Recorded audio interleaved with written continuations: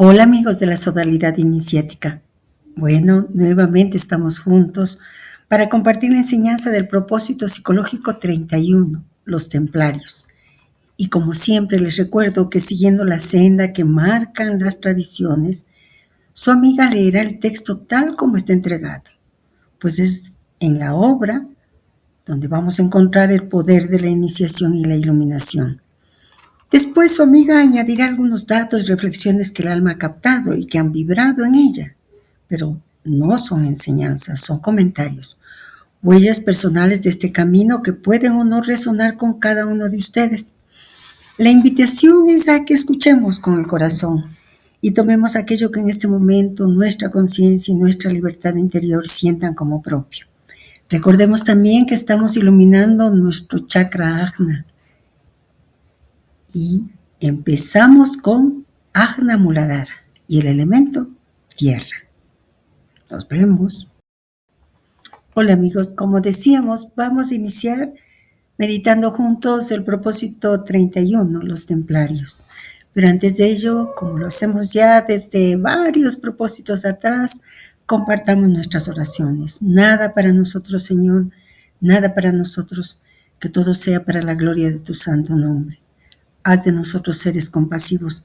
Conviértete a través de nosotros en lo que eternamente has deseado ser. Que te muestres a mí en la más bella de las teofanías.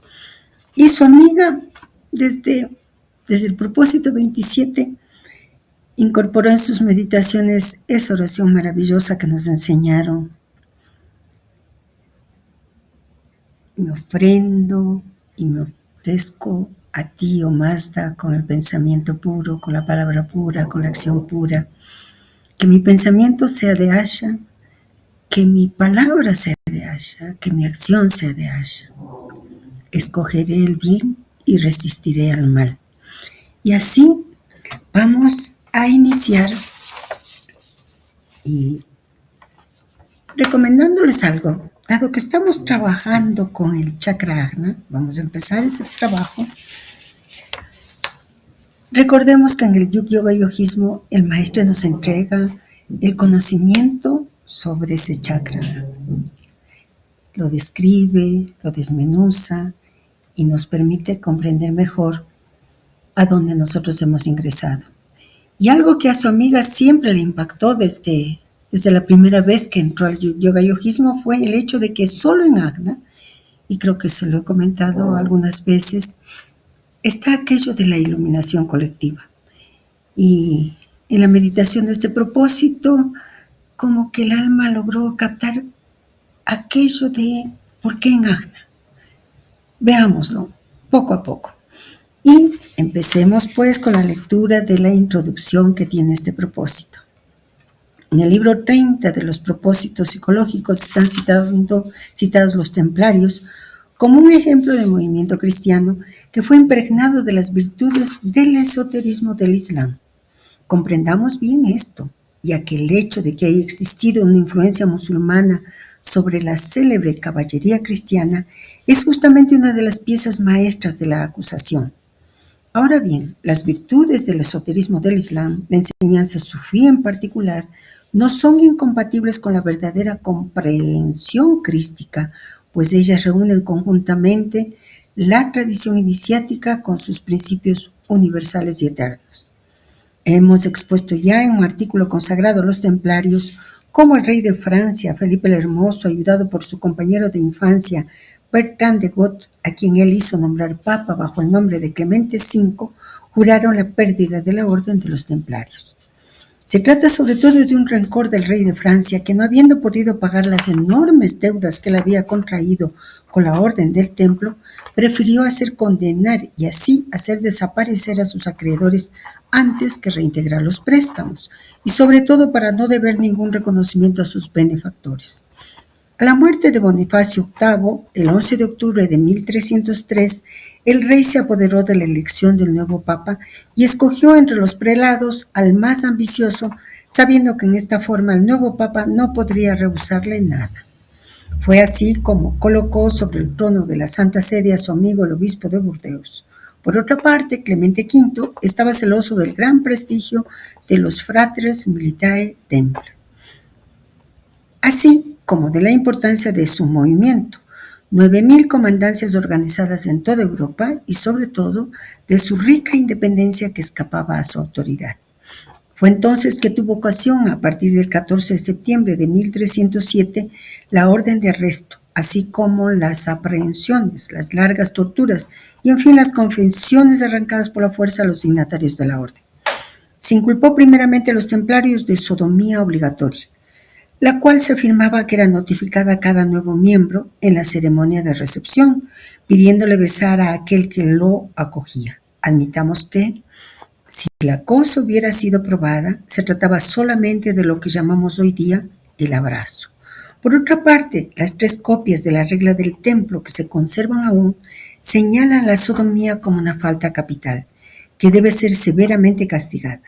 Un manuscrito del siglo XII conservado en la Biblioteca Nacional de París ofrece el testimonio de las reglas de los templarios.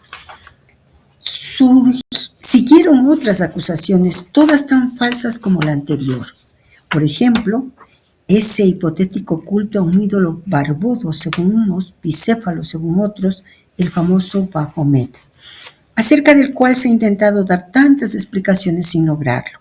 Se trataría del nombre de Mahoma, pronunciado por ciertos caballeros y que habría dado nacimiento a la leyenda de que los templarios adoraban la imagen de un cierto Baphomet.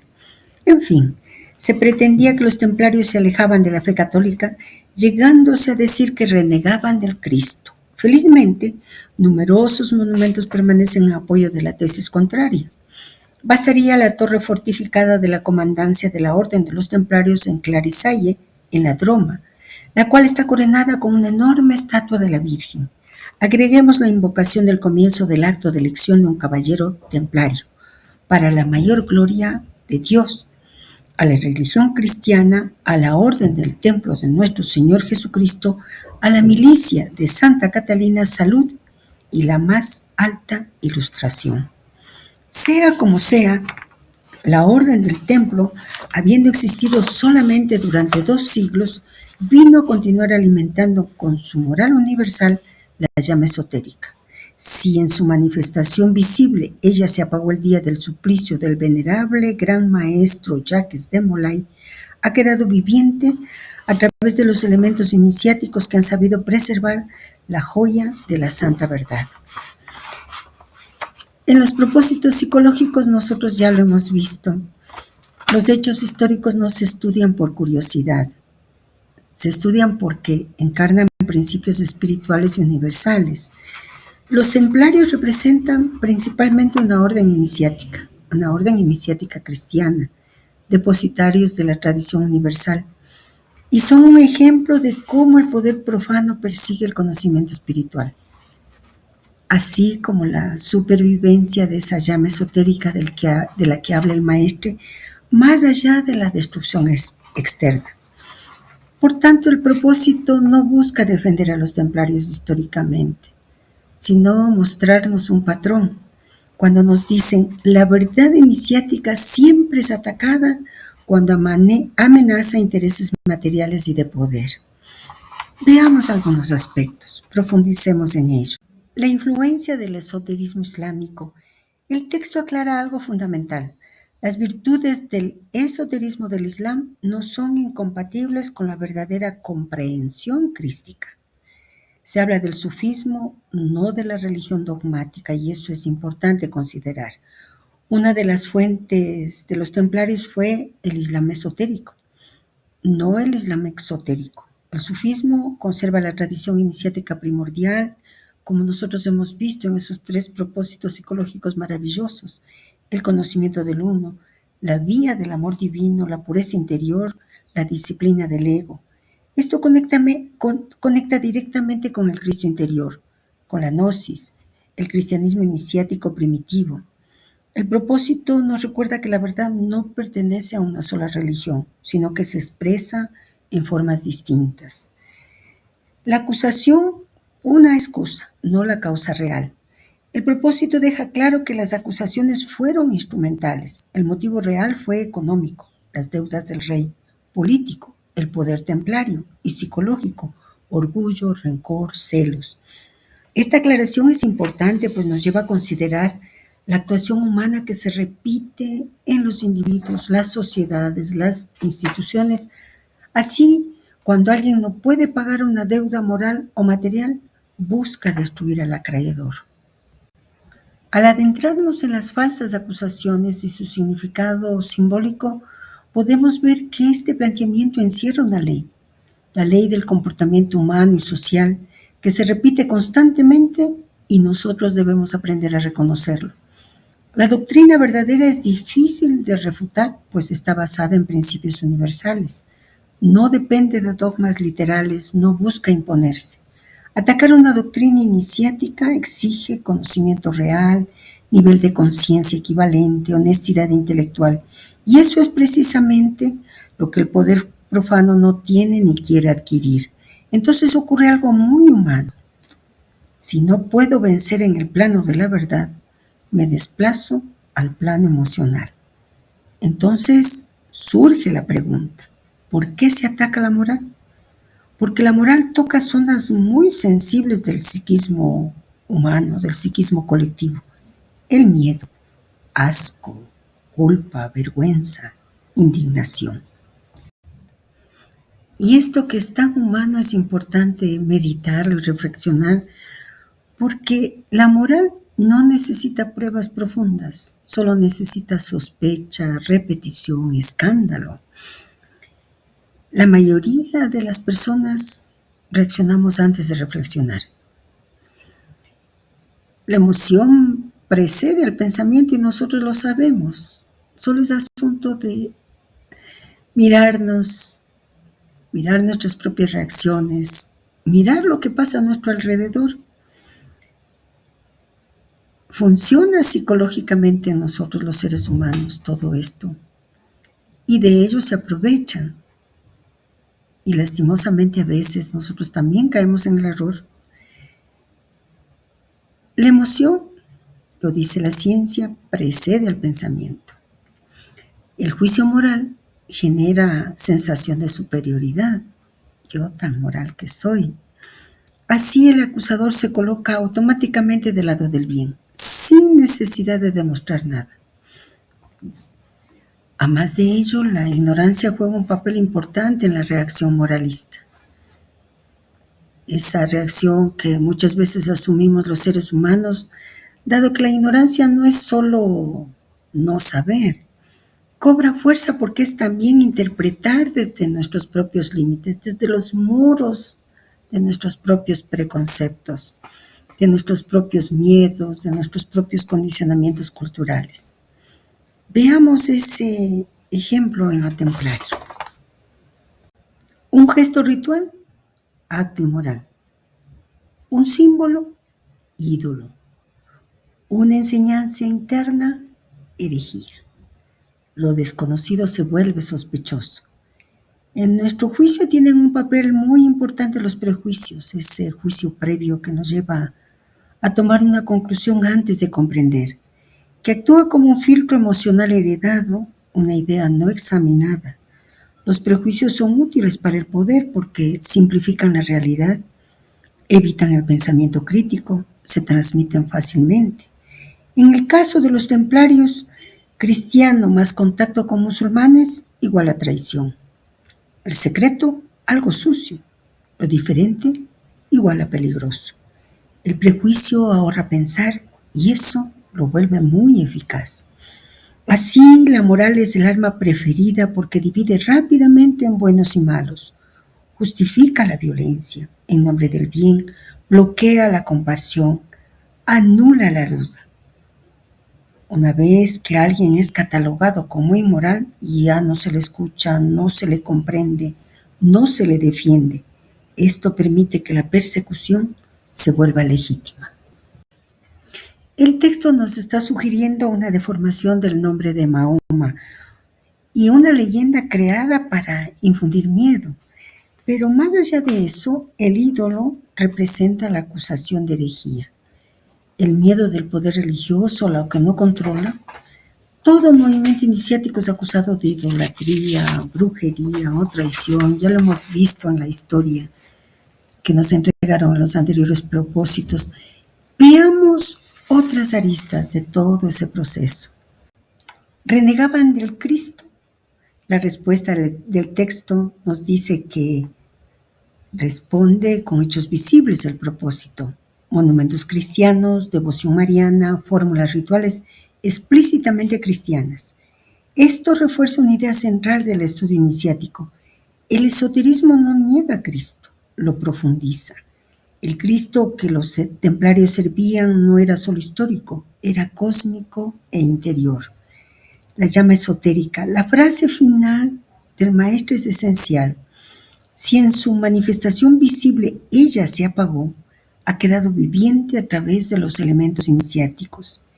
Esta es la enseñanza central en la introducción del propósito 31. Las formas externas mueren, mas la verdad iniciática no puede ser destruida. El maestre, además de enseñarnos estas aristas, nos entrega la invocación templaria. La pregunta que surge es ¿por qué? ¿Por qué es una llave iniciática? No es una simple fórmula piadosa, es una síntesis doctrinal. Veámosla en 3 niveles: literal, tradicional e iniciático. El texto de la invocación está en latín. La traducción aproximada sería: para la mayor gloria de Dios, para la religión cristiana y la orden del templo de nuestro Señor Jesucristo, para la salvación y la máxima iluminación de Santa Catalina. No es una fórmula perfectamente fija. Hemos encontrado variantes, existieron variantes, pero el espíritu es el mismo. El sentido literal, lo que afirma explícitamente, desde el punto de vista externo, esta invocación declara 3 cosas. Dios como finalidad suprema, ad majorem Dei gloriam, indica que no se actúa por interés personal, político o material. Cristianismo explícito, se menciona sin ambigüedad nuestro Señor Jesucristo, la religión cristiana, la orden como milicia, es decir, servicio activo. Y la dimensión sagrada del compromiso no es una elección administrativa, sino un acto consagrado, una entrega del ser.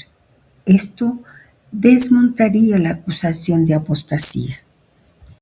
Procedencia tradicional de la fórmula. Ad majorem Dei gloriam. Esta expresión no es exclusiva de los jesuitas, que la adoptaron siglos después. Procede de la tradición latina cristiana, el pensamiento patrístico, el ideal monástico y caballeresco. Su raíz es esta idea fundamental: el hombre no vive para sí mismo, sino como instrumento del principio. Eso es plenamente iniciático. La noción de militia no significa solo guerra armada. En la tradición cristiana antigua, el monje es un milis Christi, el caballero es un asceta armado, la lucha principal es interior. Esto enlaza directamente con la psicología espiritual, el combate contra el ego y la disciplina del ser. Santa Catalina, ¿por qué ella?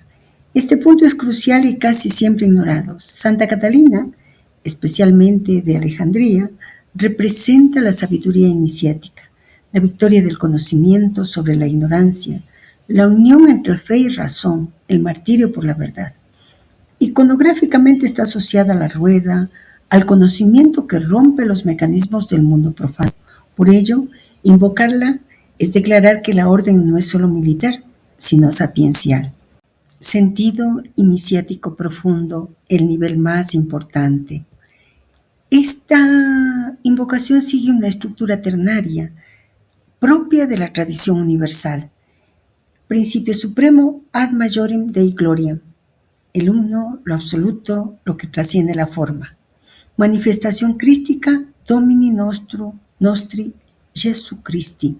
El verbo encarnado, el modelo del hombre realizado, el Cristo interior. Vía de realización, la milicia, la orden, Santa Catalina. Disciplina, conocimiento, iluminación. Esto señala el mapa del camino interior. Relación con el esoterismo islámico, sutil pero real. La estructura de la invocación es muy similar a la vía sufí. Dios uno, el logos, verbo, el combatiente del alma. No hay contradicción entre la invocación sufí y la invocación templaria. Cambia el lenguaje, pero el principio es idéntico. Confirma que los templarios bebieron de la tradición primordial, no de una herejía. Recuperemos una equivalencia profunda con el mundo islámico. El hadith, la gran yihad. El hadith más citado en este contexto, transmitido en diversas colecciones tradicionales, aunque discutido por algunos filólogos, dice en esencia: hemos regresado de la pequeña yihad a la gran yihad. Cuando los compañeros del profeta preguntan ¿cuál es la gran yihad?, él responde: la lucha contra el propio ego, nafs. Independientemente de debates académicos sobre su cadena de transmisión, este hadith expresa fielmente la doctrina espiritual del Islam y es confirmado por toda la enseñanza sufí. ¿Qué significa realmente yihad? La palabra yihad proviene de la raíz JHD, que significa esforzarse, empeñarse, comprometer todas las fuerzas. No significa primariamente guerra. La guerra armada, quital, es un caso extremo y secundario. La yihad esencial es interior, paralelo exacto con la militia cristiana. En el cristianismo antiguo, miles Christi igual soldado de Cristo, militia igual servicio disciplinado, agón lucha espiritual igual combate interior.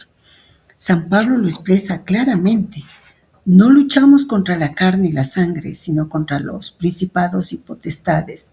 Efesios 6:12. Esto no habla de enemigos externos, sino de fuerzas interiores y sutiles. El monje y el caballero, dos figuras de la misma lucha. El monje combate el ego mediante el silencio, la obediencia, la vigilancia interior. El caballero combate el ego en la acción, el riesgo, la responsabilidad, la posibilidad de violencias. Ambos son ascetas. La diferencia es el campo de batalla. El templario, síntesis perfecta, es monje por la regla, es caballero por la función, es asceta por la intención. Por eso San Bernardo podía decir que matar por odio es crimen. Matar sin odio, por obediencia y desapego, no lo es. No porque la violencia sea buena, sino porque el yo ha sido retirado de la acción. La convergencia con el sufismo. En el sufismo, la pequeña yihad puede ser necesaria para proteger la comunidad. La gran yihad es permanente y no se interrumpe jamás. En el temple, la guerra exterior existe, pero está subordinada a la militia interior. En ambos casos, la legitimidad de la acción exterior depende del estado interior. Bueno, y la pregunta que el alma se hace es ¿por qué esto aparece ahora en el propósito 31? Después de Imaraví, Faná y Forcán, nosotros ya sabemos que sin disolución del ego no hay verdad. Sin discernimiento no hay justicia. Por eso el temple viene a mostrar cómo se actúa en el mundo después de haber comprendido eso. La verdadera guerra no termina cuando cesa el combate exterior, solo termina cuando el ego deja de mandar. Eso es la gran yihad, la verdadera militia, el corazón del temple. Y otra pregunta que el alma se hace es ¿por qué la invocación tiene relación con Santa Catalina? Bueno, introduce una dimensión que suele pasarse por alto, realmente. El conocimiento como vía de santidad y combate interior. Por eso ella es vista como un arquetipo. Profundicemos cómo. ¿Qué es un arquetipo en este contexto? Un arquetipo no es solo un personaje del pasado. Es un modelo eterno de conciencia, una función del alma, una forma en que la verdad se hace visible y transmisible. Cuando los templarios invocan a Santa Catalina, no invocan solo a una santa, sino a una fuerza interior que desean encarnar. Santa Catalina de Alejandría tiene rasgos esenciales. Sintéticamente, la tradición nos dice que Catalina era iniciada en las artes liberales, y eso es bastante. Poseía gran inteligencia y claridad.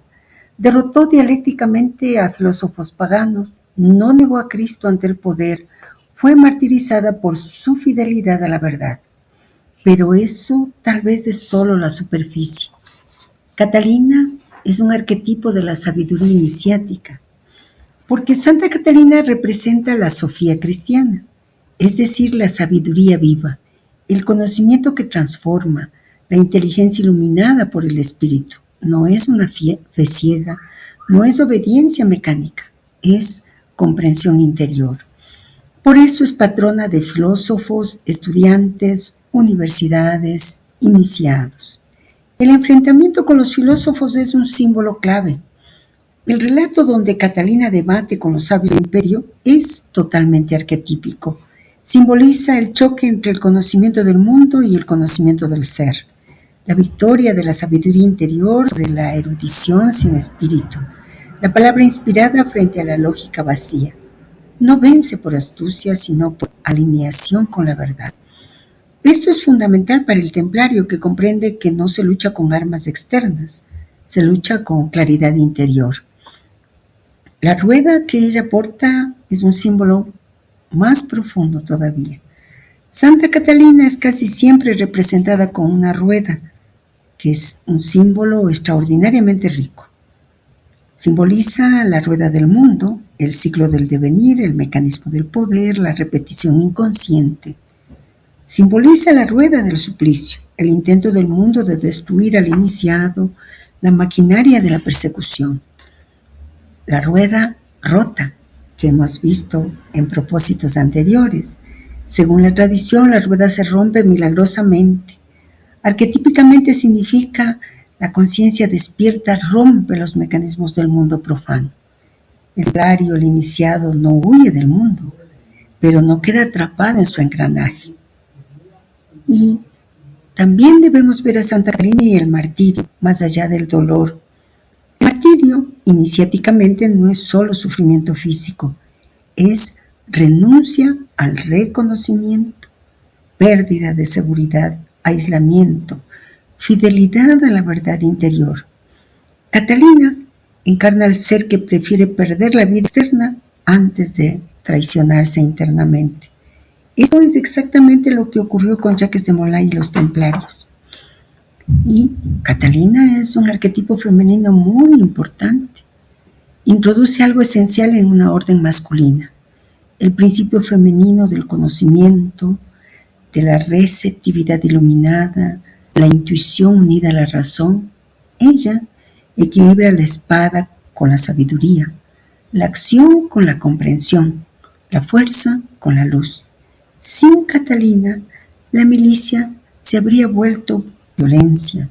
Con Catalina, la milicia se vuelve servicio consciente. Y ahora lo más importante para nosotros, ¿cómo vive este arquetipo en cada uno de nosotros? Santa Catalina aparece interiormente cuando no aceptamos una idea solo por autoridad. Buscamos comprender, no repetir. Nos mantenemos fiel a la verdad profunda. No negociamos lo esencial por comodidad. Nos atrevemos a pensar desde el espíritu, aunque podemos equivocarnos. Pero es nuestra equivocación y eso es un acicate para seguir buscando. Ella es esa voz clara en medio del ruido, la lucidez frente al miedo, la sabiduría que no se vende. Así podemos tomar conciencia de que el maestro establece una relación arquetípica, que es importante verla. Podemos traducirla así: el templario, disciplina, acción, combate. Santa Catalina, conocimiento, claridad, iluminación. Juntos forman el arquetipo completo del iniciado, el que actúa desde la luz y conoce desde el compromiso. Ingresamos al texto del propósito, los templarios, y empieza con algo muy importante que lo vamos a leer con dos posibles traducciones. Cada construcción que debéis realizar y la idoneidad que se requiere. O podemos también que cada construcción que emprendáis resplandezca con la idoneidad que se requiere. Y a lo largo del propósito, nuestra alma se va a abrir más y más frente a este planteamiento, porque lo vamos a profundizar, a comprender más. Empecemos entonces con esa lectura. Ante todo, debemos hacer una pequeña aclaración con respecto a la fecha de ejecución del último gran maestro de los templarios, Jacques de Molay. Hemos insistido acerca del hecho de que en realidad se trataba del año 1313 y no del 1314, como está señalado generalmente. Ver los detalles dados en nuestro capítulo sobre este tema en los centros iniciáticos, mensaje 2 de la serie de los grandes mensajes.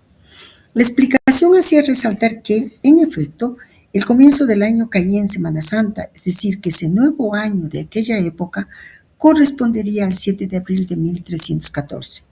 Ahora bien, el venerable de Molay compareció en el atrio de Nuestra Señora de París para escuchar la sentencia lanzada contra la orden el 18 de marzo, fecha que caería aún en el año de 1313, si dichas fechas estuvieran relacionadas con nuestro calendario actual.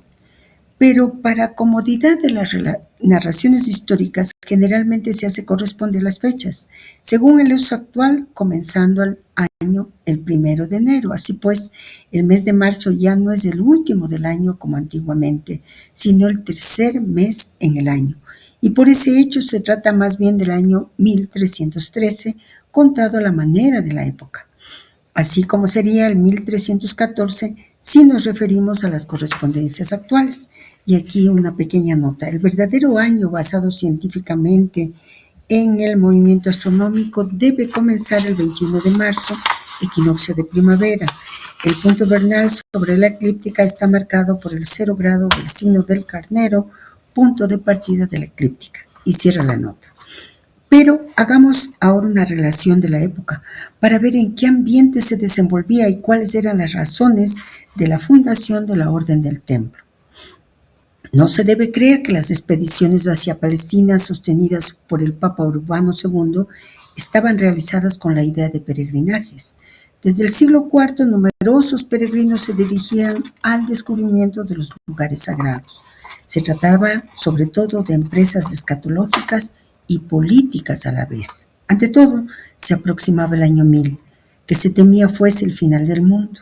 Esa superstición reaparece con la proximidad del año 2000.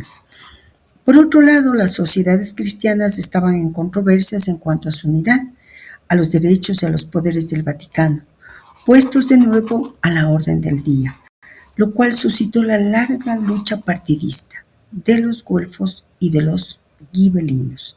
El Papa Nicolás II intervino especialmente contra los privilegios concedidos a los príncipes alemanes y una treintena de años más tarde, el Papa francés Urbano II reanudó la lucha por la independencia del Vaticano, levantándose contra los gibelinos. Así pues, tanto psicológicamente como institucionalmente, la cristiandad experimentaba una grave crisis. Los simples creyentes demostraban una mala conciencia al no hacer nada contra los demonios, contra el anticristo que iba a aparecer en el centro del mundo, es decir, en Jerusalén. Lanzando su llamado para la cruzada, el Papa daba a la vez una razón para creer y esperar. Urbano II, según Fouché de Chartres, declaró: yo digo a los presentes, yo ordeno a los ausentes, el Cristo manda. A todos aquellos que partían para allá, sea por tierra o sea por mar, sea luchando contra los paganos, a los que vienen a perder la vida, un perdón inmediato de sus pecados les será concedido. Yo lo acuerdo para los que van a partir. De esta manera, ir a combatir a los sarracenos ofrecía una seguridad pontificia de ser un medio de salvación. En fin, después de muchos deberes y decepciones, los más activos terminaron tomando a Jerusalén por asalto en julio de 1099. Godofredo de Bouillon, elegido rey del pequeño territorio conquistado, rehusó la corona y perduró hasta el último año de su vida como abogado del Santo Sepulcro. A su muerte, su hermano le sucedió y él sí ostentó la nueva corona. Las costumbres cristianas fijaron la Semana Santa al comienzo del año astronómico, pero debido a que la Semana Santa es fecha variable, fue adoptado también como principio de año el 1 de abril y finalmente más tarde el 1 de enero. Es por ello por lo que subsiste la costumbre de hacer farsas el 1 de abril, ya que el año nuevo ha dado siempre lugar a entregas de regalos. Asimismo, sucedía cuando el 1 de abril era el comienzo del año, y también cuando se cambió por el 1 de enero, fecha en la cual se hacían entonces los presentes. Quedaron los que se llaman aún hoy falsas ofrendas del día del pescado de abril, es decir, de hacer bromas en ese día, en memoria de los que creían aún que el 1 de abril era el día del año nuevo, y es así como se simula algo con el fin de atrapar a los crédulos. Ese fin del mundo es en realidad el fin de un mundo, es decir, el final de un ciclo, la marca de una nueva época, como el siglo, el milenio o aún una era. Sin embargo, el primer impulso heroico había desaparecido. Ya no se trataba de mesianismo, sino de salvación individual, de peregrinajes que proteger, de estados que establecer o defender. Para aquellos, en su mayoría simples, que permanecieron en las tierras del cercano oriente, resultaba importante organizar su implantación. Como muy bien lo describe uno de ellos, Fouché de Chartres, nosotros que éramos occidentales nos hemos convertido en orientales. El que era romano o franco se ha convertido en Galileo o en habitante de Palestina. El que vivía en Reims o en Chartres se ve como ciudadano de Tiro o de Antioquía. Ya hemos olvidado el lugar de nuestro nacimiento y resulta desconocido para varios de nosotros. Hay quien de nosotros posee ya en este país casas y servidores que le pertenecen por derecho hereditario. Hay quien se ha esposado con una mujer que no es su compatriota, con una siria o una armenia o inclusive una sarracena. Unos cultivan sus viñas, otros sus campos. Hablando diversas lenguas, todos han llegado ya a entenderse. El extranjero es ahora indígena y el peregrino se ha convertido en habitante. Aquellos que eran pobres en su país, aquí Dios los ha hecho ricos. Aquellos que no tenían escudos poseen aquí un número infinito de bizantinos. Aquellos que no tenían más que una alquería, Dios les ha dado aquí un pueblo. ¿Por qué ha de regresar a Occidente aquel que encuentra el Oriente tan favorable? El maestre cambia claramente de tono. Pasa de la defensa espiritual de los templarios a la comprensión del contexto histórico, psicológico, religioso que hizo posible su surgimiento. Vamos a desentrañarlo en orden, porque la aclaración de la fecha es simbolismo del tiempo. A primera vista, la precisión sobre 1313, 1314 parece un detalle histórico. En realidad, el maestro está introduciendo una enseñanza sobre el tiempo sagrado. Dos maneras de contar el tiempo. Tiempo profano comienza el 1 de enero, convención administrativa. Tiempo tradicional comienza en Semana Santa o en el equinoccio de primavera 21 de marzo. El maestre subraya que la muerte de Jacques de Molay ocurre en el año viejo, es decir, al final de un ciclo antes del verdadero año nuevo tradicional. El sentido iniciático, Jacques de Molay muere en el umbral, es decir, en el paso de una era a otra, como sacrificio de cierre. No muere en cualquier fecha, muere cuando un mundo se apaga. Esto prepara la idea central que vendrá luego. El fin del mundo no es el fin del mundo, sino el fin de un mundo. Las cruzadas, no peregrinajes, sino crisis de conciencia colectiva. El maestro aclara una idea. No se debe creer que las expediciones hacia Palestina estaban realizadas con la idea de peregrinajes. 3 motivaciones reales. Escatológica, miedo al fin del mundo, año 1000. Política, lucha de poder entre papado y reinos. Psicológica, mala conciencia colectiva. Los creyentes sentían que el mal avanzaba. El anticristo se acercaba y ellos no hacían nada. La cruzada parece como una válvula psicológica de redención. El discurso de Urbano II, salvación garantizada. La cita de Urbano II es brutalmente clara. A los que partían un perdón inmediato de sus pecados les será concedido. Esto tiene un efecto psicológico enorme. La salvación ya no pasa por la transformación interior, pasa por una acción exterior, violenta, heroica, legitimada. Ir a la guerra se convierte en medio de salvación espiritual.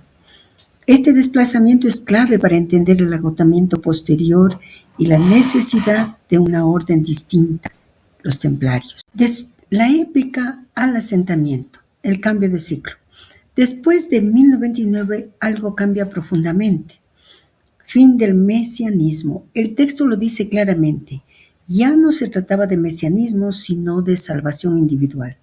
El impulso heroico se apaga. Queda la administración, la defensa, la organización, la convivencia. Es aquí donde nace el problema. Peregrinos indefensos en territorios peligrosos. Y es aquí donde aparece la necesidad de una milicia permanente, disciplinada, espiritual. La orden del temple. El testimonio de Fouché de Chartres, la fusión Oriente-Occidente. Este pasaje es extraordinario y fundamental para comprender el propósito 31. Lo que describe Fouché es una transmutación cultural, una mezcla de lenguas, matrimonios mixtos, cambio de identidad. Él dice, nosotros que éramos occidentales, nos hemos convertido en orientales. Esto explica perfectamente por qué los templarios conocieron el Islam. Se impregnaron de Oriente, superaron el exclusivismo cultural. Así, el templario es un hombre de frontera, no de identidad cerrada. Este texto del propósito no nos habla solamente de el siglo XI. Habla de un mecanismo eterno que nosotros pudimos vivir.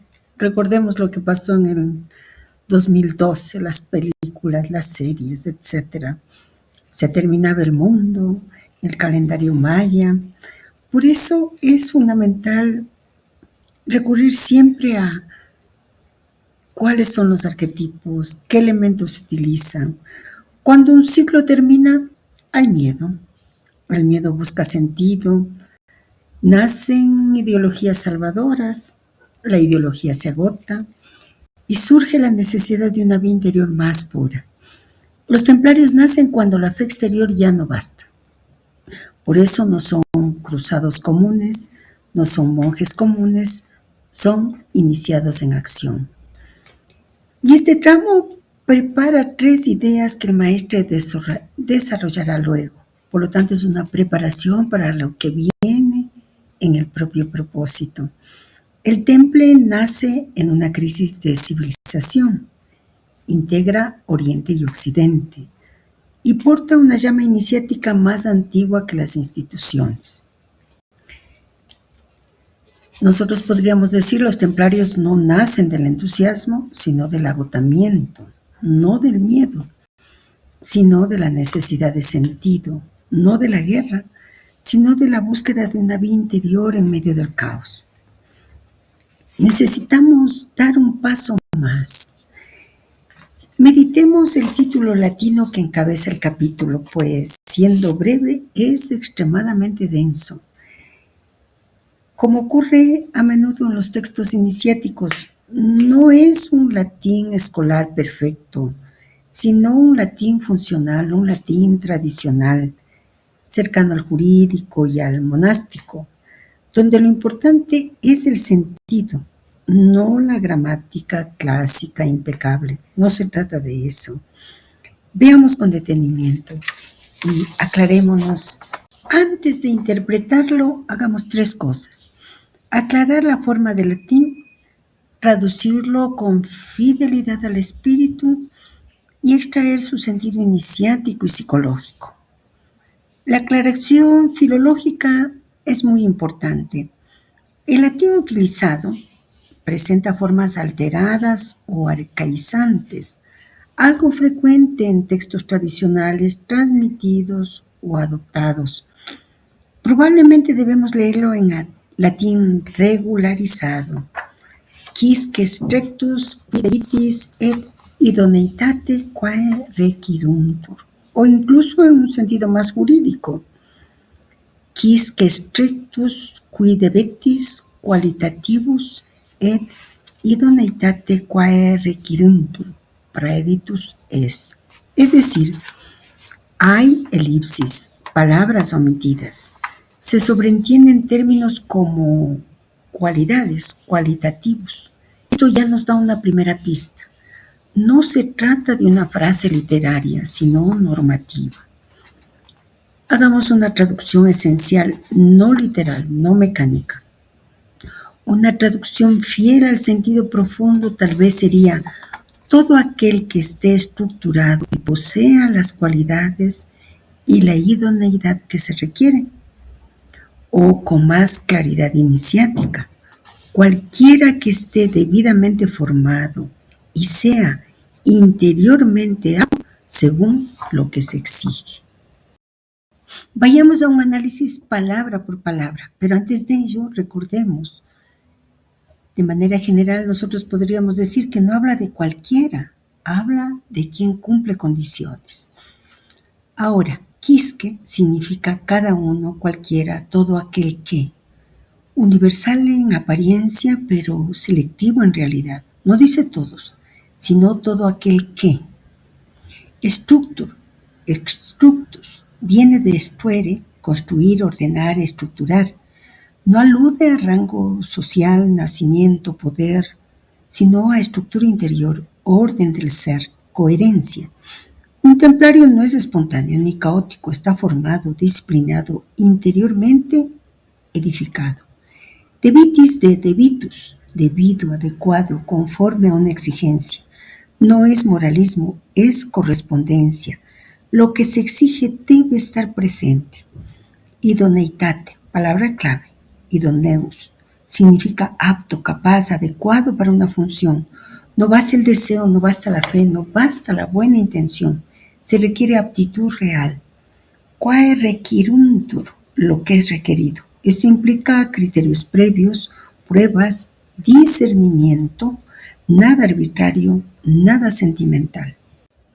Sentido global del título. Este título es una advertencia. Nos está diciendo desde el comienzo del capítulo: la orden del templo no está abierta a cualquiera. No es una vía para masas ni para improvisados. Exige estructura, disciplina y aptitud interior. Esto nos prepara para entender que los templarios no fueron cruzados comunes, no fueron fanáticos, no fueron aventureros, fueron hombres seleccionados. Sentido iniciático profundo. En lectura simbólica de la tradición universal, el título significaría: solo puede entrar en una vía iniciática quien esté interiormente construido y sea capaz de sostener lo que la vía exige. Esto vale para los templarios, cualquier orden iniciática, cualquier trabajo espiritual serio. Es como que si ese título con que inicia el maestre ya el contenido del propósito nos estuviera preguntando silenciosamente a cada uno de nosotros: ¿estoy estructurado interiormente? ¿Tengo coherencia entre lo que pienso, siento y hago? ¿Busco la verdad o una compensación? ¿Tengo la idoneidad para una vía tan exigente? Las tradiciones dicen, y el Cristo lo señala, no todos los llamados están preparados para sostener la luz. Por lo tanto, nosotros podemos ver que el temple no seleccionaba por creencias, sino por estructura interior y aptitud del ser. Veamos que hay una relación con lo que sigue en el propósito 31. No es casual que después de este título nos describan el contexto de crisis, nos muestren la decadencia del impulso inicial y se prepare la aparición del temple. El maestro nos está diciendo: en tiempos de confusión, no se necesita cantidad, sino calidad. Recordemos nosotros, al atravesar el propósito 24, la francmasonería, llegamos al centro y encontramos el axis mundi, el eje del mundo. Desde el propósito 25, los gnósticos hemos vivido llevar al presente cada propuesta, convertirnos en gnósticos, en esenios, en zoroastrianos, para luego ingresar al mundo intermedio y alcanzar no solo a comprender, sino a vivir, a realizar la metafísica de Imaraví. Los 3 propósitos del Islam nos han permitido lograr ser un Corán, alcanzar el discernimiento, Furqán, luego de haber pasado por la disolución, Faná, y ahora ingresamos al conocimiento de una orden iniciática, los templarios. Todo esto nos lleva a considerar que todo lo que el maestro nos comparte en esta parte del propósito psicológico es a nosotros a quienes se dirige la historia.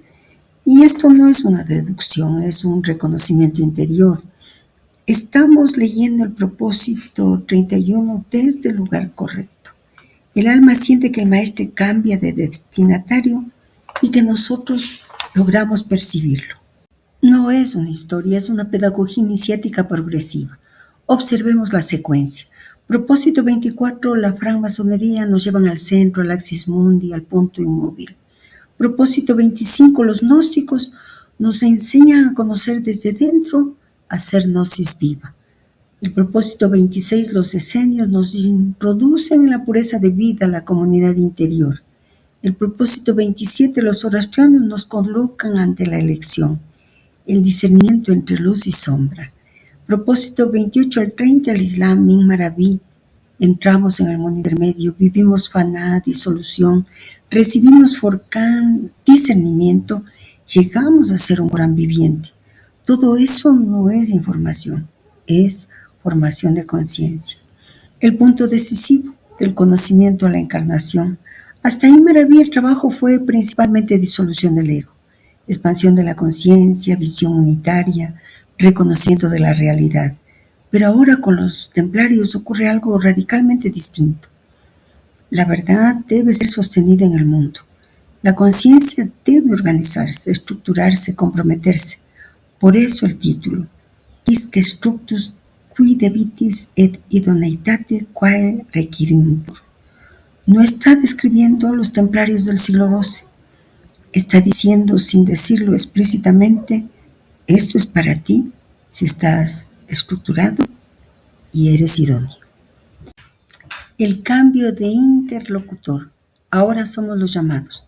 Hasta aquí los propósitos podían leerse como historia sagrada, comparación de tradiciones, ampliación de conciencia, pero desde el propósito 31 el maestro ya no habla de ello, sino a quienes pueden portar la llama. Los templarios aparecen después de la gnosis, la purificación, la disolución, el discernimiento. ¿Por qué? Porque sin todo eso una orden iniciática se vuelve ideología, se vuelve poder, se vuelve violencia. Solo después del faná puede existir una milicia interior justa. El temple como respuesta a una conciencia ya formada. El temple no nace del entusiasmo ni del miedo, nace cuando el mundo está en crisis. Las formas religiosas ya no bastan, la fe exterior se ha agotado, el conocimiento sin acción es insuficiente. Eso es exactamente nuestro tiempo.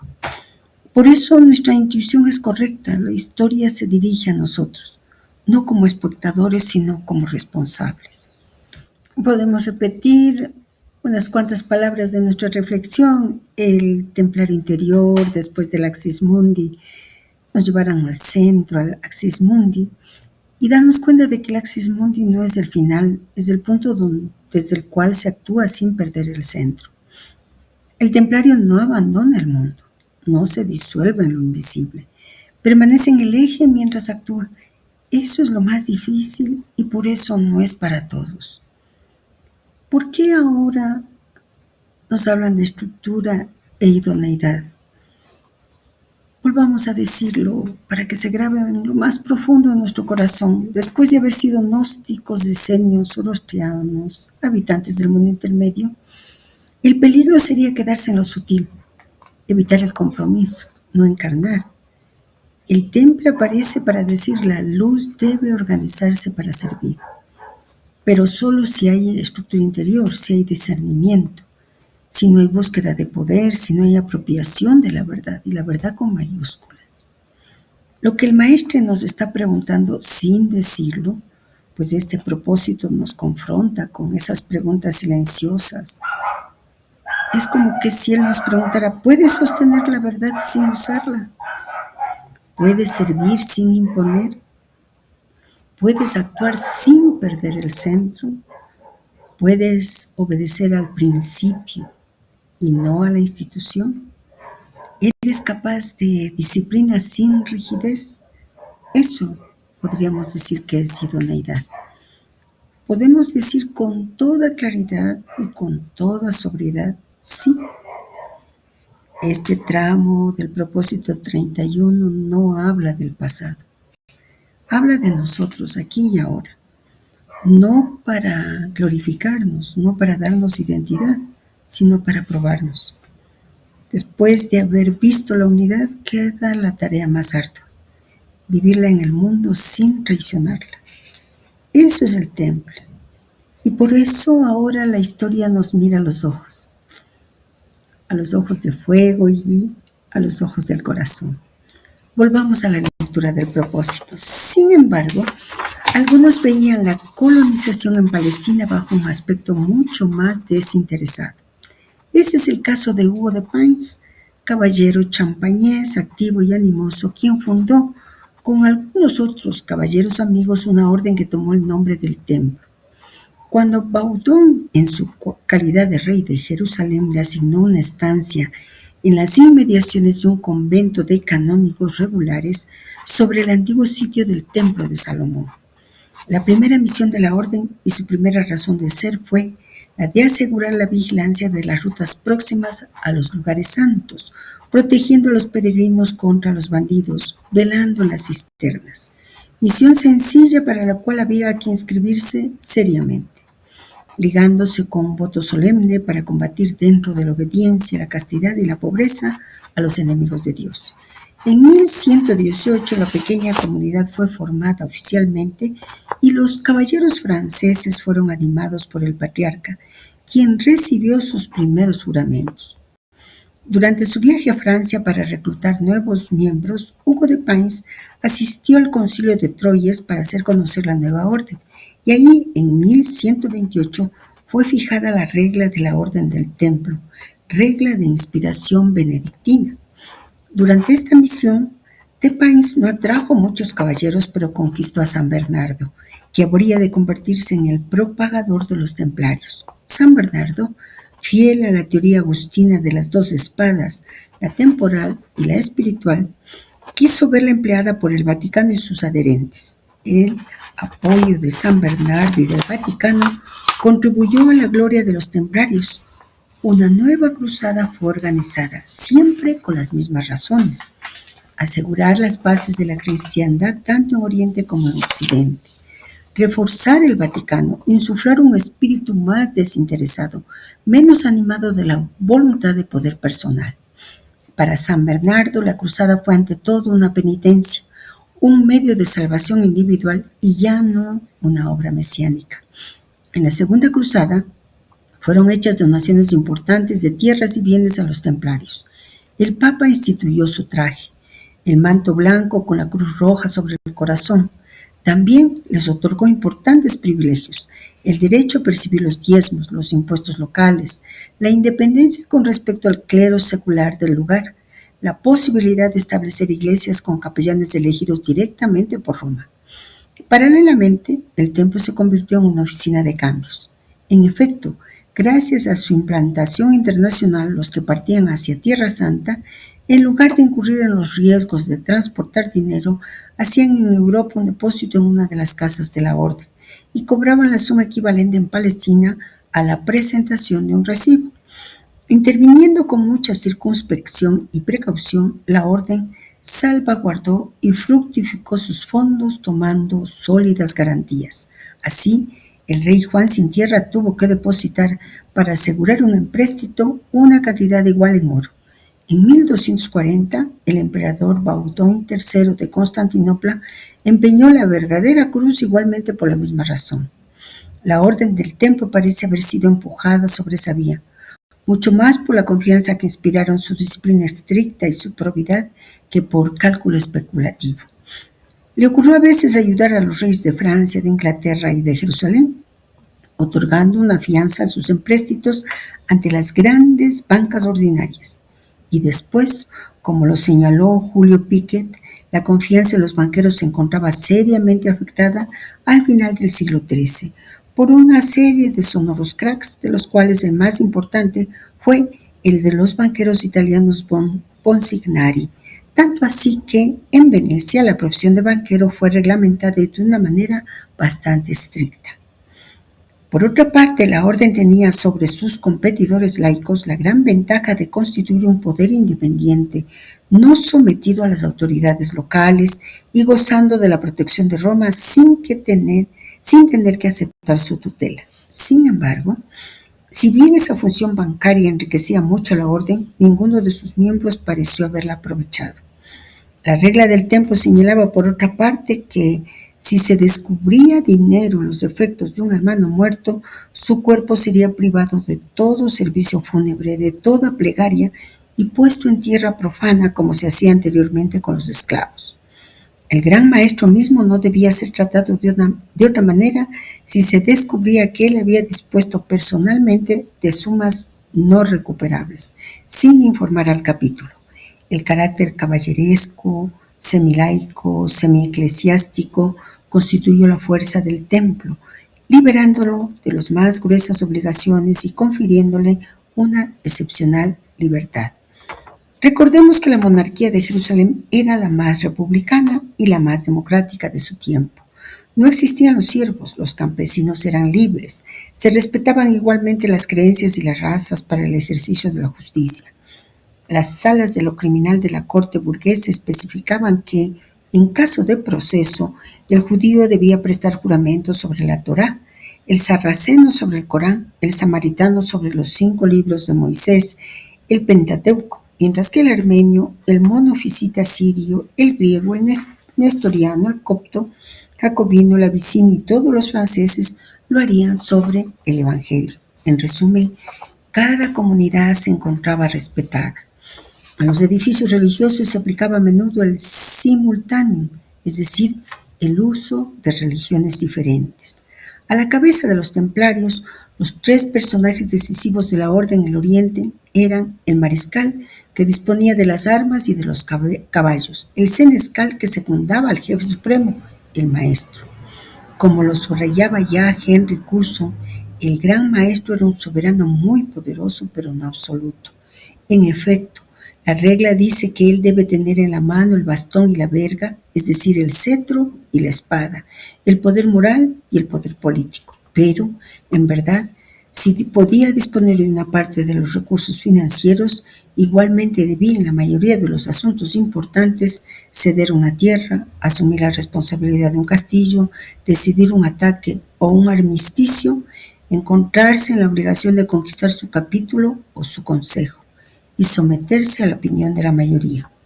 En resumen, el maestro no carecía de medios militares y materiales, pero nada señalaba su autoridad o su carácter espiritual. Él aparecía ante todo como un dux belliorum, a la manera del legendario rey Arturo. Los maestros parecían, por otra parte, más bien desinteresados y desligados del mundo.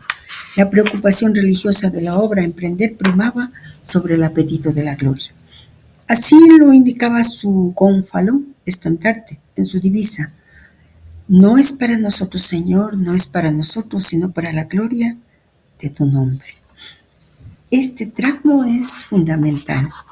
Deja de preparar el terreno y nos muestra el arquetipo templario. No es aún la caída, es el momento justo cuando una orden logra encarnar una síntesis casi perfecta entre espíritu, mundo y organización. ¿Qué intuimos? ¿Cómo aproximarnos a la enseñanza? La posibilidad es leer lo histórico como símbolo vivo, ahora que nuestra visión ha cambiado, ahora que vivimos la vida. Hugo de Payns, el arquetipo del fundador desinteresado. El texto subraya algo muy preciso. Algunos veían la colonización bajo un aspecto mucho más desinteresado. Hugo de Payns no es un conquistador, es un servidor del tránsito. No funda una orden para dominar, la funda para proteger el paso del peregrino y, ¿por qué no sentirlo?, el paso del alma. El templario nace no para poseer la Tierra Santa, sino para custodiar el acceso a lo sagrado. Esto es crucial. El templo es una orden del umbral. El lugar, el antiguo templo de Salomón. No es un dato arqueológico, simplemente. ¿A dónde nos conduce? Fundar la orden sobre el sitio del templo es fundarla sobre el arquetipo del centro. Salomón representa sabiduría, justicia, orden cósmico, terrestre. El temple no es solo militar, es continuador de una función salomónica: guardar el eje entre cielo y tierra, guardar el axis mundi, el eje del mundo. La misión inicial: simple, austera, esencial: proteger rutas, cisternas, peregrinos. Nada de conquistas, nada de gloria, nada de ideología. Pero el texto añade algo decisivo, para la cual había que inscribirse seriamente. ¿Por qué? Porque lo simple exige pureza. Los 3 votos: obediencia, alineación con el principio; castidad, energía no dispersa; pobreza, no apropiación. Estos votos no son morales, son operativos, permiten sostener una misión sin desviarse.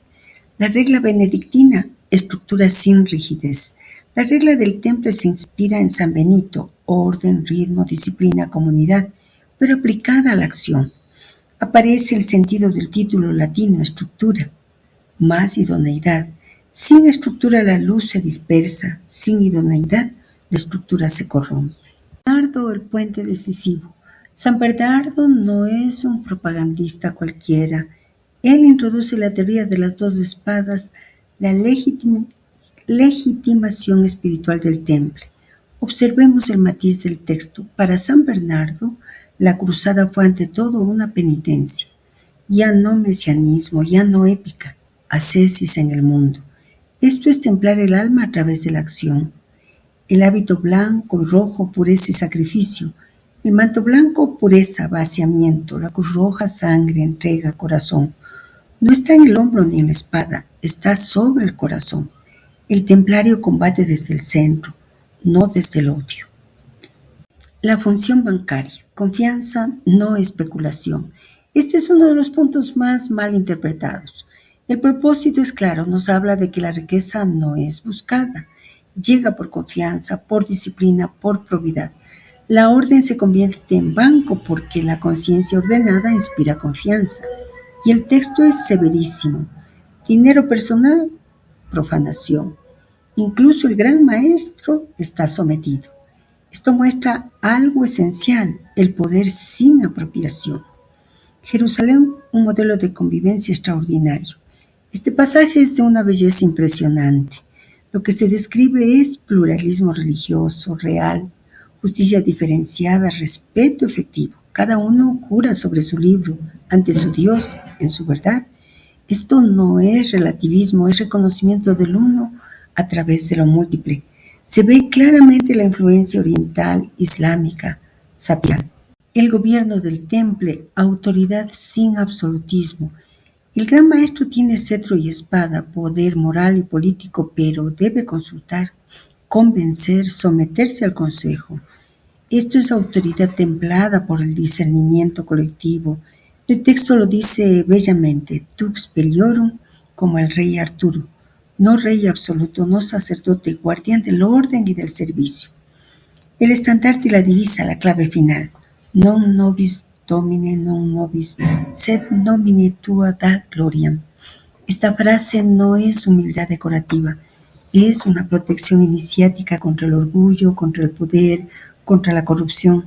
Mientras esta frase es vivida, el temple es invulnerable. Todo esto sentimos que nos habla directamente a nosotros. Nos dice: sirve sin apropiarte, actúa sin perder el centro, organiza sin dominar, protege sin imponer, gobierna sin absolutizarte. Esto es el templar interior después del Faná y del Forcán. Debemos profundizar, continuar profundizando, y por tanto surge una pregunta: ¿quiénes eran San Benito y San Bernardo? Es como si fueran pilares estructurales del temple. Sin ellos, parece ser que los templarios serían solo una milicia.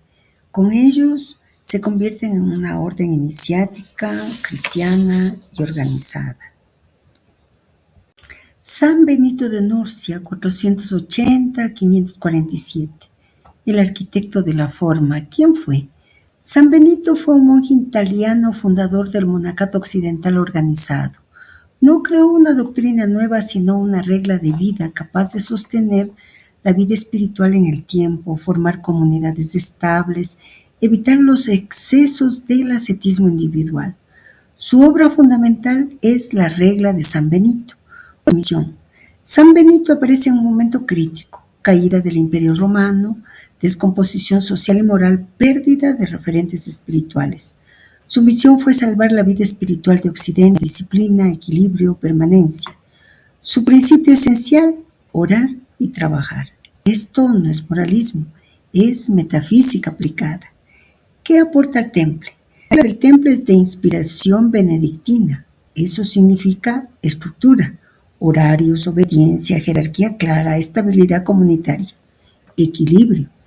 Ni misticismo exaltado ni activismo ciego. Unión de vida interior y acción exterior. Despersonalización del ego. El hermano no actúa por sí mismo, se somete a una regla impersonal. La obra es más importante que el individuo. Sin San Benito, el temple habría sido fanático o caótico. San Bernardo de Claraval, 1090-1153. El teólogo del temple. ¿Quién fue?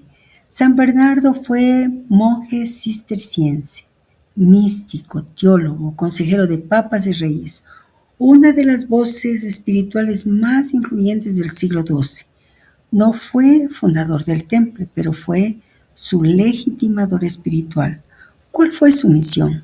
San Bernardo vivió otra crisis: corrupción eclesiástica, luchas de poder, fe debilitada por el formalismo. Su misión fue devolver interioridad al cristianismo, purificar la intención, unir amor, fe y disciplina. Él introduce con fuerza la mística del corazón, la devoción mariana, la obediencia como vía espiritual. ¿Por qué fue decisivo para los templarios? San Bernardo escribió el tratado en alabanza de la nueva caballería. Ahí establece algo revolucionario: el caballero santo. La espada puede servir a Dios, la guerra puede ser penitencia interior, pero con una condición: desapego absoluto del yo. Las dos espadas, de inspiración agustiniana. San Bernardo retoma la doctrina de espada espiritual, iglesia; espada temporal, milicia, y las armoniza en el temple. Así, el templario obedece espiritualmente, actúa temporalmente, no se pertenece a sí mismo. Esto evita que la fuerza se vuelva tiranía. ¿Qué son esenciales para comprender el temple? San Benito da la forma: regla, disciplina, vida comunitaria, duración en el tiempo. San Bernardo da el sentido: intención pura, legitimación espiritual, mística del servicio, renuncia a la gloria personal. El temple nace en el cruce de ambos. El temple como síntesis iniciática cristiana. Gracias a ellos, el templario no es solo monje, no es solo soldado, no es solo funcionario del Vaticano. Es un hombre de acción que ha renunciado a sí mismo. Por eso su divisa: non nobis domini. ¿Por qué el propósito insiste en San Benito y San Bernardo? ¿Y por qué nos concierne? El propósito no quiere que idealicemos al temple, no quiere que lo romanticemos, que lo convirtamos en mito externo. Quiere que comprendamos que toda acción justa necesita de una regla interior, San Benito, y de una intención purificada, San Bernardo. Sin eso la fuerza degenera, la espiritualidad se corrompe, la obra fracasa y no tenemos necesidad de dar ejemplos. Eso sería hacer historia. San Benito nos enseña a sostener la vida espiritual y San Bernardo nos enseña a ofrecerla. El temple exige ambas cosas. Detengámonos en la divisa que nos entrega el Maestre: non nobis domini, non nobis sed domini tua da gloria. La frase latina non nobis domini, non nobis sed nomini tua do gloriam se traduce de manera fiel como: no a nosotros, Señor, no a nosotros, sino a tu nombre da gloria. O también con un matiz explicativo: no para nosotros, Señor, no para nosotros, sino para la gloria de tu nombre. La repetición non nobis refuerza la negación del ego, de la apropiación personal de la obra. Hay una procedencia bíblica y nosotros lo vimos en un anterior propósito. La frase procede del Salmo 115, versículo 1: según la numeración hebrea. Salmo 113b en la numeración de la Vulgata Latina. Non nobis Domini, non nobis, sed nomini tua da gloria, super misericordia tua et veritate tua. La traducción completa del versículo es: no a nosotros, Señor, no a nosotros, sino a tu nombre da gloria, por tu misericordia y por tu verdad. Lo profundo del nombre. En la tradición bíblica y en la tradición universal, el nombre no es una etiqueta. El nombre designa la esencia. Nombrar es hacer presente. Dar gloria al nombre es reconocer el principio, no la forma. Por tanto, el versículo no dice que Dios sea famoso, sino que la esencia se manifieste, no el yo. ¿Por qué los templarios lo adoptan como divisa? Esta frase resume perfectamente su vocación. Negación del mérito personal. El templario no actúa por gloria, ni por recompensa, ni por reconocimiento histórico. Transparencia del instrumento, la acción debe ser impersonal y la gente se borra. La obra permanece. Protección contra la corrupción del poder. Quien no actúa para sí mismo, no busca dominar, no se apropia de la fuerza. Cuando la obra no es para nosotros, entonces puede atravesarnos la gloria con mayúscula. Esa es la sobriedad del temple y también su exigencia. No para nosotros, Señor, no para nosotros, sino para la gloria de tu nombre. Esa es nuestra divisa. Cuando se dice nombre es como escuchar la enseñanza de Maraví, nombre, mi Señor, nombre de Alá que se teofaniza en esta forma. ¿Los templarios conocían esta enseñanza? Es muy plausible y coherente que ciertos templarios conocieran esa enseñanza, pero no de forma doctrinal ni sistemática, sino por vía iniciática, simbólica y vivencial. Non nobis sed nomini tua da gloria.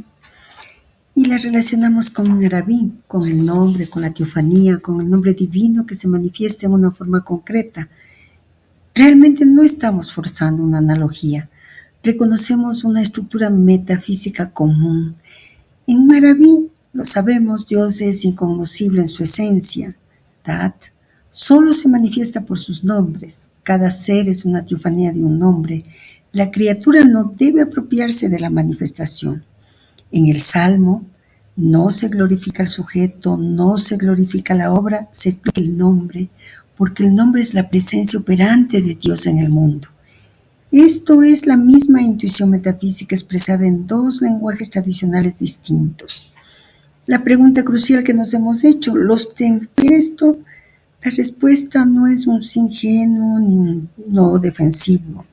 Probablemente no, es decir, no en forma de tratados, no con el vocabulario de Maraví, no como doctrina oficial, pero tal vez sí por contacto vivo con el Islam espiritual, por experiencia compartida en Tierra Santa, por lenguaje simbólico común, por transmisión no escrita.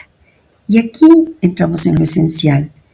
Vivieron 2 siglos en Oriente, convivieron con musulmanes, judíos y cristianos orientales, respetaban sus ritos, compartían espacios sagrados. El simultáneo que nos cuenta, establecieron alianzas con musulmanes contra otros cristianos. No vivían en una burbuja doctrinal romana, vivían en el cruce de las tradiciones. En los siglos XII y XIII, el sufismo estaba en plena expansión, las órdenes sufíes estaban organizadas, el lenguaje del nombre, del faná era vivo, no erudito. Y Maraví nace en 1165 y muere en el 1240, por tanto es contemporáneo del temple en su apogeo. Viaja por Al-Andalus, el Magreb medio, no es una figura aislada. Lo importante no es si un templario leyó a Maraví, sabemos que tal vez no, que probablemente no. Lo importante es que cuando 2 tradiciones auténticas llegan a cierto nivel, se reconocen sin necesidad de traducirse. Un templario que vive obediencia, disposición del yo, acción sin apropiación, servicio al principio, entiende existencialmente lo que Maraví expresa. Y no olvidemos algo esencial. En el Antiguo Testamento el nombre es presencia. Yo estaré con vosotros. Mi nombre habitará allí. En la mística cristiana, Jesús y Logos, la palabra creadora. Los templarios no necesitaban salir del cristianismo para vivir eso. Pero el Islam les ofreció un espejo más explícito, más desarrollado en esto. Y bueno, si se hubiera afirmado explícitamente que el nombre se manifiesta en formas múltiples, que ninguna forma agota la verdad, que la gloria no pertenece a la gente, eso va a acabar el monopolio doctrinal de Roma. Por eso tal vez no se escribe, no se proclama, pero sí se vive. ¿Por qué nosotros lo reconocemos hoy? Porque nosotros hemos pasado por hemos vivido el faná como estructura, hemos comprendido el mundo intermedio, hemos visto que el nombre se teofaniza en esta forma que tengo. Entonces, cuando leemos Sed nomine tua da gloria, no es una comparación intelectual, es un eco. Nosotros sabemos esa enseñanza que hemos aprendido a vivir, que cuando el nombre actúa, el servidor se borra. Y cuando el servidor se borra, las tradiciones se reconocen. Lo que hemos visto es una convergencia en el centro. Guardarla es lo que corresponde, pues no necesita ser defendida. Y bueno, el temple es una orden del umbral. ¿A dónde nos conduce aquello? El umbral no es una metáfora literaria, es una estructura iniciática universal. El temple solo puede comprenderse desde ahí. Recordemos su símbolo. El umbral es el punto que no pertenece ya a lo que se deja, no pertenece aún a lo que se entra. No es un lugar cómodo, no es un estado estable, es un pasaje vigilado. En todas las tradiciones, el umbral es peligroso, exige discernimiento, prueba la intención. En el umbral no basta el conocimiento, no basta la fe, no basta la pureza de intención, se exige coherencia, responsabilidad, renuncia al retorno. Por eso, quien cruza un umbral no puede volver a ser el mismo. Y por eso, cuando el Maestro nos muestra el temple, nos está diciendo que realmente eso es lo que nos corresponde al haber retornado al mundo luego del mundo intermedio. El temple, nosotros vemos, no está ni en el monasterio, que sería el retiro total, ni en el mundo profano, que sería la vida ordinaria. Está entre ambos. Por eso es semilaico, semi-eclesiástico, interior y exterior a la vez. Esa podría ser un planteamiento que nos acerca a esa visión misma de un orden del umbral. Y es donde nosotros estamos colocados. Por eso el umbral no es un lugar para habitar, sino una posición para servir. Por eso el temple no promete descanso, sino fidelidad. Tal vez ahora con todo esto que hemos visto podamos entender más una frase del propósito. El texto lo dice bellamente, Dux Beliorum, como el rey Arturo. Arturo no es un rey absoluto, no es sacerdote, es guardián del orden y del servicio. Y la pregunta que surge es, ¿por qué referirse a un rey legendario? La referencia no es literaria, ni romántica, el maestro no va por allá, es arquetípica. Vamos paso a paso, lo que el término realmente indica. La expresión latina Dux Beliorum significa literalmente conductor de las batallas, guía en la guerra. No es rey soberano, ni emperador, ni sacerdote. Dux es quien conduce, no quien se apropia del poder.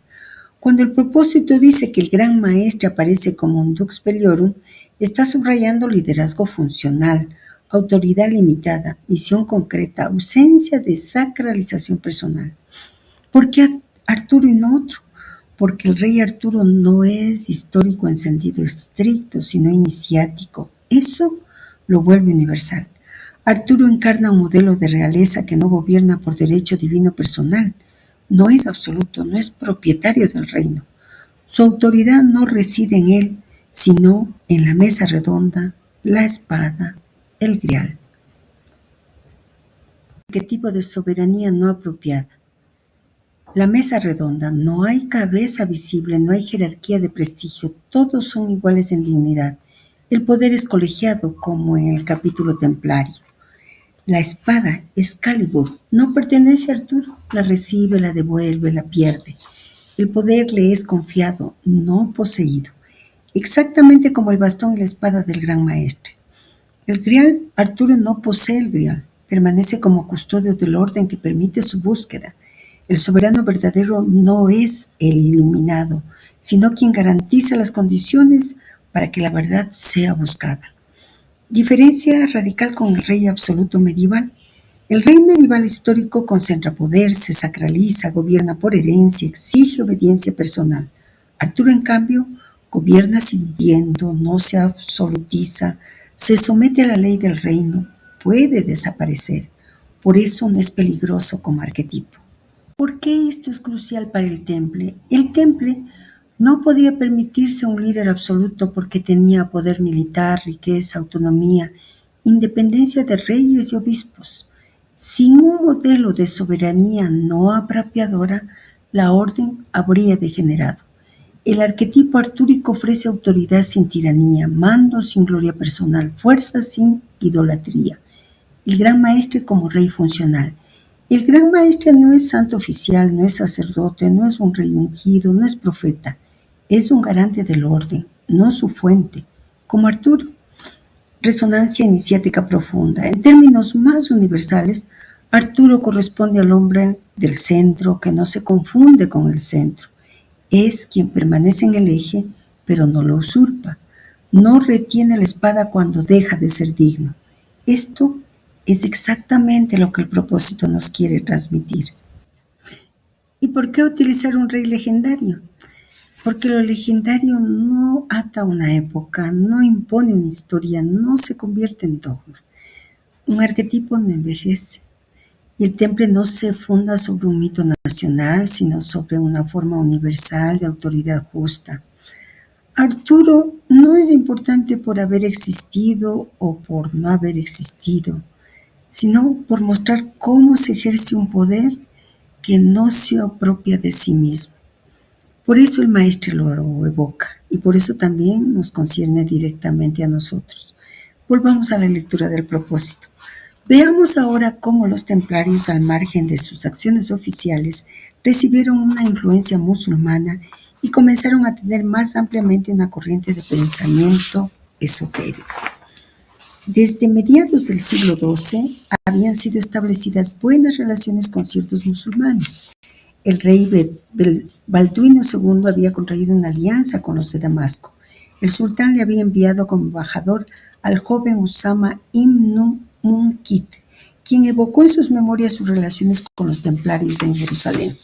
Entre los francos, aquellos que están desde hace largo tiempo establecidos entre nosotros y que han frecuentado la sociedad de los musulmanes, no son muy superiores a los que han venido a unírseles más recientemente. Cuenta además esta anécdota. Yo vi a uno de los templarios reunirse con el emir Mu'in ad-Din cuando él estaba en el domo de la roca.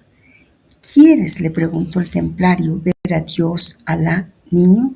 Sí, por supuesto, respondió Mu'in ad-Din. El templario nos precedió hasta mostrarnos la imagen de María con el Mesías en su regazo.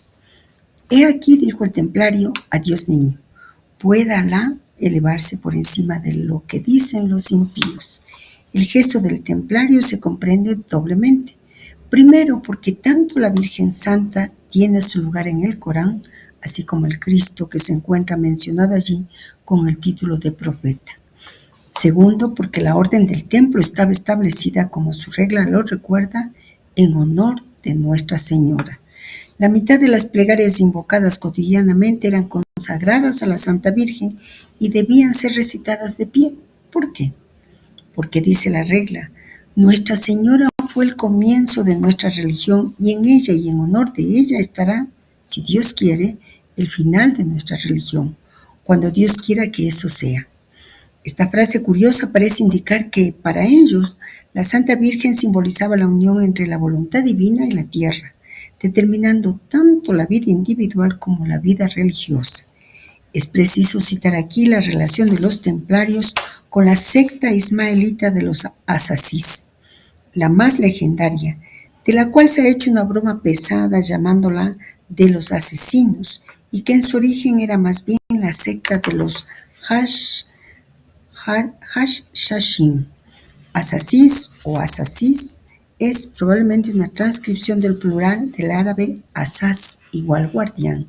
Su célebre fundador, el anciano de la montaña, el Sheikh Jebal Hassan Sabah, se distinguía porque sin moverse de las alturas de su castillo de Almut, dirigía todas las acciones de aquella caballería de Oriente. Si bien nada indica una unión estrecha entre los templarios y las sectas islámicas, no deja de ser cierto que los caballeros establecidos en aquel ambiente seguramente no debieron permanecer ignorantes de los ritos y del pensamiento religioso local, y de los cuales ellos podían inclusive sufrir la influencia, ya que, como también lo señala Alberto Oliver en Los Templarios, París 1958, contrariamente a lo que se cree o se ha escrito a menudo, el final del siglo XII como el XIII, lejos de estar animado por una creencia católica sin enfrentamiento y sin conciencia, conocía, si no un cuestionamiento, por lo menos perspectivas diferentes. Es muy típico ese manuscrito anónimo del final del siglo XII que se estima proviene de España, en el cual el autor, visiblemente cristiano, cita dentro del número de los legisladores justos, muy sabios e iluminados de Dios, a Moisés, Mahoma y al Cristo, este último más fuerte y elocuente que los otros dos. Se siente nítidamente una tendencia a universalizar las creencias. El movimiento de una gran fraternidad estaba ya en las ideas. Nada tenía de sorprendente entonces que los templarios se sintieran invadidos por este pensamiento. Innegablemente, a las corrientes del pensamiento neoplatónico, aristotélico, mazdeo, coránico, gnóstico y maniqueísta no les faltaba vigor. En todas, la primera preocupación era la de la esencia, es decir, de la metafísica, así como la nota dominante era de un deísmo puro, es decir, más allá de las encarnaciones. A Oliver agrega que puede decirse por ello que los templarios, influenciados por el tiempo y los lugares, adoptaban en forma secreta el simple deísmo, es decir, el maniqueísmo, como muchos lo han descrito principalmente en el siglo XIX. Sin embargo, ningún documento permite afirmarlo.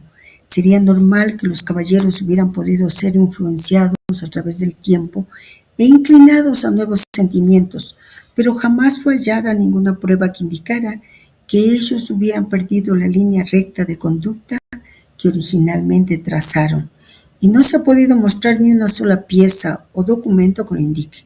No obstante, como se trata de una tradición esotérica, nada tiene de sorprendente que entonces la transmisión se haya hecho por el método oral, o sea, de labio a oído, de maestro a discípulo. Este tramo del propósito es delicado, ciertamente. El maestre camina, si es que le escuchamos con atención, con extrema prudencia, porque está diciendo algo que no puede afirmarse frontalmente, pero que se deja ver con claridad a quien sabe leer. Vamos a estudiarlo por capas como corresponde a el punto de partida, al margen de sus acciones oficiales. Esta frase es clave. El maestro distingue claramente entre la función pública y visible del temple y la vida interior, iniciática y no documentada. Todo lo que sigue no pertenece a archivos, sino a experiencia compartida, convivencia prolongada, transmisión oral. Por eso no habrá pruebas, pero sí indicios convergentes. La convivencia real oriente como cruce vivo, no ideológico. Los templarios no eran cruzados recién llegados. Eran hombres establecidos desde hacía décadas, que hablaban lenguas locales, que conocían costumbres y ritos, que distinguían entre Islam político e Islam espiritual. La cita de Usama ibn Munkid es fundamental porque no es un autor cristiano o apologético, sino un musulmán culto que observa con lucidez cuando dice: aquellos que están desde hace largo tiempo establecidos entre nosotros son muy superiores. Está reconociendo una transformación interior, una apertura de mirada, una superación del fanatismo inicial. El lugar central de la Virgen, un punto de unión profundo. La frase de la regla Nuestra Señora fue el comienzo de nuestra religión y en ella, y en honor de ella, estará el final de nuestra religión. Es enormemente reveladora. María es mujer, es receptividad, es tierra pura, es el lugar donde el verbo toma forma. Ella no es la esencia, es el lugar de la manifestación. Esto conecta directamente con la teofanía, el mundo intermedio, el lugar donde lo divino se hace visible sin agotarse. Por eso, para el cristiano es madre de Dios, para el musulmán es la más pura de las mujeres, para el esoterista es el arquetipo del receptáculo. Los asasís, Shashin, respeto mutuo entre órdenes del umbral. El maestro es muy cuidadoso aquí. Nada indica una unión estrecha, nos dice, pero añade, no pudieron permanecer ignorantes.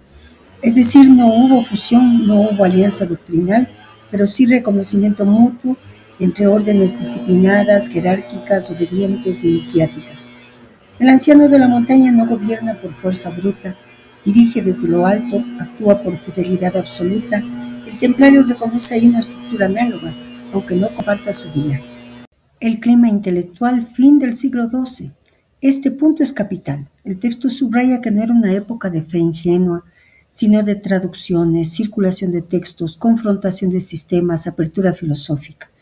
El manuscrito que menciona a Moisés, Mahoma y Cristo como legisladores justos es una prueba clara de una conciencia universalizante y ya presente. No se trata de relativismo moderno, sino de unidad en el principio, diversidad en las formas. El punto delicado, teísmo, maniqueísmo o malentendido. El maestro corrige sutilmente a los historiadores del siglo XIX cuando dice: adoptaban en forma secreta el simple deísmo, y luego añade: ningún documento permite afirmarlo. Está diciendo en realidad: no confundamos metafísica con herejía. El deísmo filosófico no es experiencia del principio. El maniqueísmo histórico no es discernimiento entre luz y sombra. Los templarios podían ir más allá de las formas, sin negar la encarnación, sin romper su voto, pero eso no se escribe.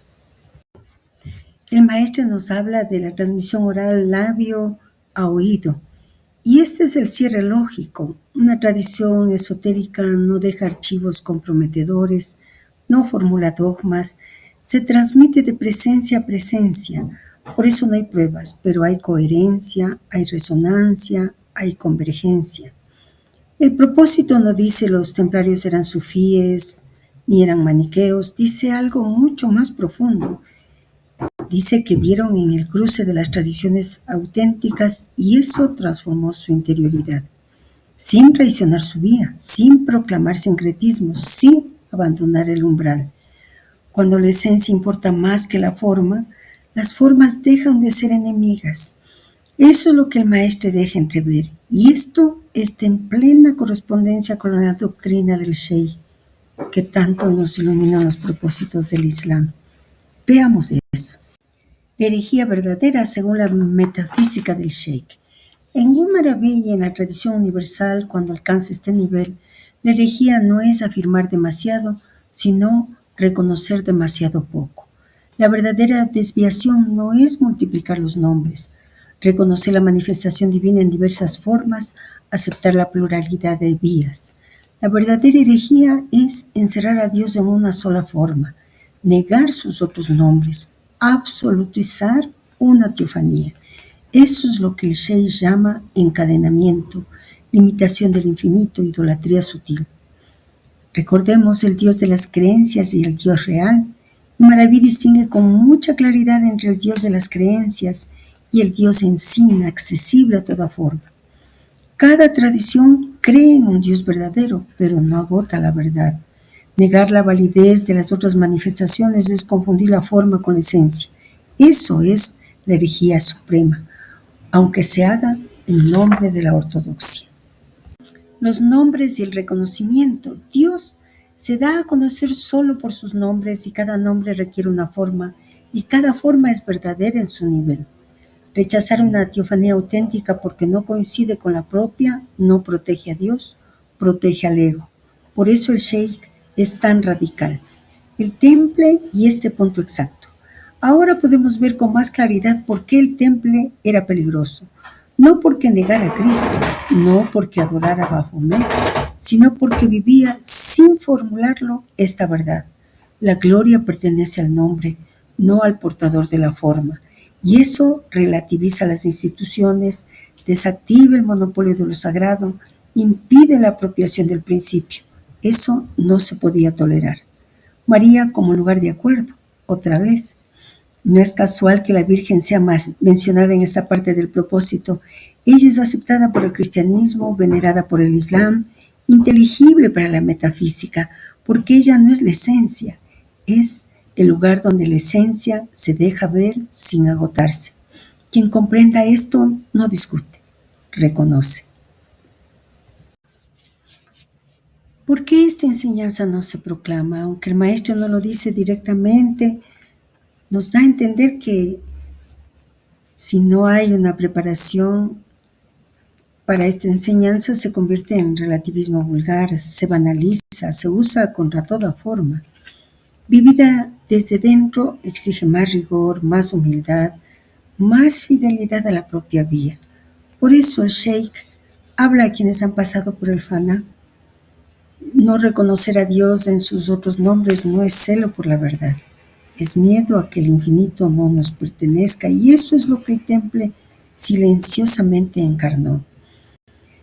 Meditemos un poquito en esta parte del propósito cuando nos cuentan esta anécdota.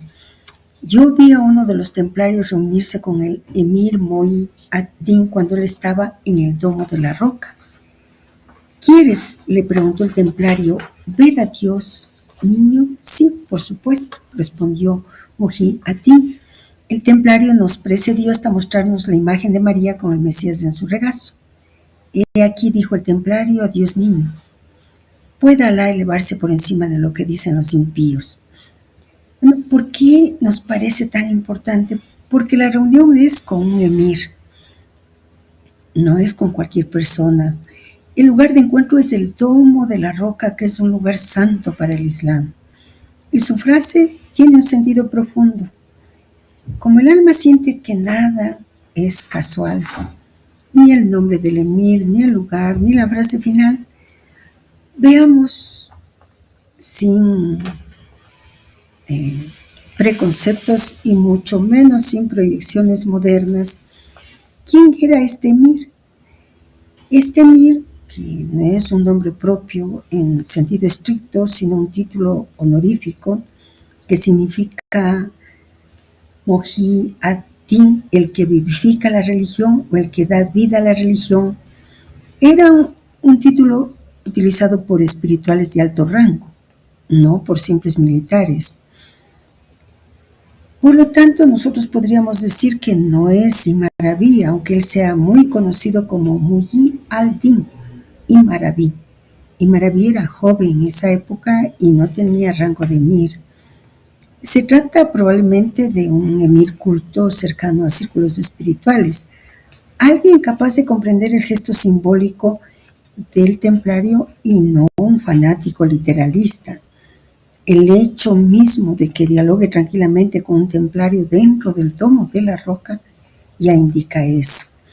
Ahora veamos un poquito sobre el domo de la roca. El domo de la roca, ¿por qué el lugar es decisivo? No es una mezquita ordinaria, es uno de los lugares más sagrados del Islam. Para el Islam, allí tuvo lugar el viaje nocturno. Desde la roca, el profeta ascendió a los cielos. Es un lugar de umbral entre cielo y tierra. Es un axis mundi, un lugar de paso entre los mundos.